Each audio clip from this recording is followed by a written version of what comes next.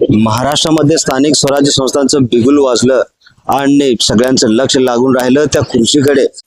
काही जण काहींना पक्षातर्फे उमेदवारी मिळाली तर काहींनी अपक्षपणे उमेदवारी अर्ज दाखल केला आणि नेत्यांच्या सभा झाल्या।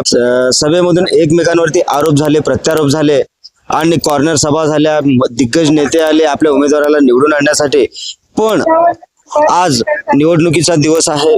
आज निवडणुकीच्या दिवशी निवडणुकीच्या मतपेटीमध्ये मतदारांचं भवितव्य कैद झालं आणि आज तो दिवस उजाडला आहे। निवडणुकीची रणधुमाळी रणसंग्राम आज इथे आपण पाहू शकता।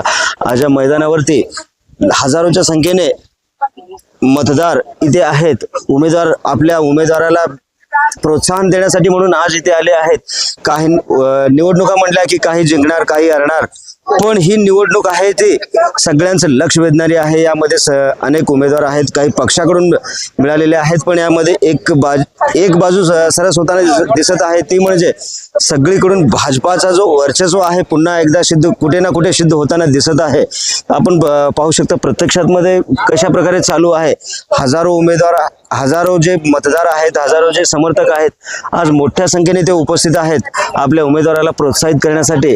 गुलालाच्या फेऱ्या आणि हार तुरे सगळं फटाके आतिषबाजी मोठ्या प्रमाणावर होत आहे। ते आपण अगदी आपल्या डोळ्याने बघू शकता।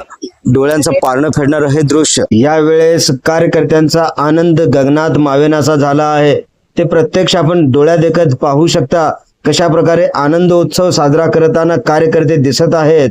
ढोल ताशांच्या गजरात आपल्या उमेदवाराचे जंगी स्वागत होताना दिसत आहे। ब्युरो चीफ निजाम शाह शेख सोबत cameraman Munif royally, NGTV Marathi news Solapur.